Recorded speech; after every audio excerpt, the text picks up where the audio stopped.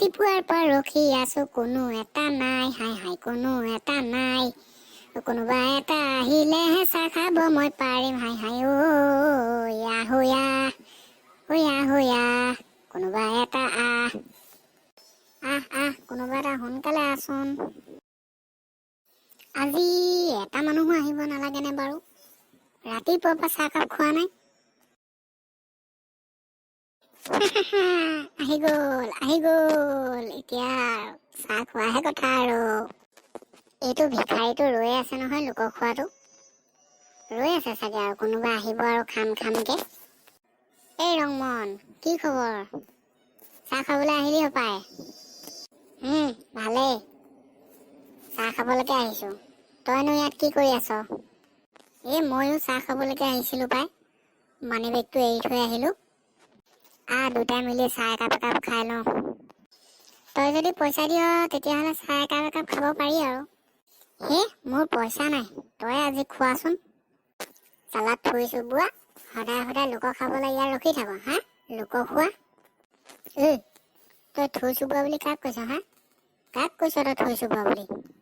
তোকে কৈছো। তই সেই লোকলে বাট চাই ৰখি থাক, কোনোবা আহিব চাহ খামকে। আৰু তই মোক লোক খোৱা বুলি কৈছ যে, তইহে লোক খোৱা, সেইকাৰণে মোক তই পইচা দে কৈ আছ। ঐ মোক চম্ভালি কথা কবি। তই জানিছ নাই কাক কৈ আছ? তইও মোক চম্ভালি কথা কবি। তই জানিছ নাই মই কোন হয়? তাৰ লেবেল চা, মোকে চাহ খুৱাবলৈ কৈছে আকৌ, তাৰে দমটো বেছি। থৈছো বুৱা, তই নিজে পইচা দি খা।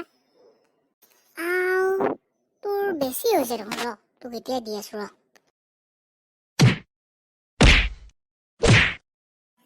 কোন এইকেইটা? ইয়াত কোন এইকেইটা কাজিয়া কৰা কেইটা? মোৰ হোটেলত কোনে কাজিয়া কৰিছে? কোন তহঁতি? ইয়াত যে কাজিয়া লাগি আছ, কোন হয় তহঁতি? ই মোক থৈছো বুৱা বুলি কৈছে, সেইকাৰণে কাজিয়া লাগিছিলো আমি। নহয়, ই সদায় লোক খাবলৈ ৰখি থাকে ইয়াত, সেইকাৰণে মই তাক কলো থৈছো বুৱা বুলি। চালা লোক খোৱা। তই কাক আকৌ লোক খোৱা বুলি কবলৈ আহিছ? কাক কবলৈ আহিছ তই? তহঁতৰ যদি পইচা নাই, মোৰ বাচন কেইটামান আছে ধুই দিবি, বল দুইটাকে চাহ একাপ খুৱাই পঠিয়াম। আবে তই মোক কি বুলি ভাবিছ বে? তোৰ হোটেলত মই বাচন ধুম? বল তই মোৰ ঘৰত বাচন ধুবি, তোক মই ভাত খুৱাই পঠিয়াম। চাওঁতৰ আঁতৰ ৰাস্তাৰ পৰা, ইয়াৰ পৰা মোক যাবলৈ দে। আহিবি মোৰ ঘৰলৈ বাচন ধুবলৈ।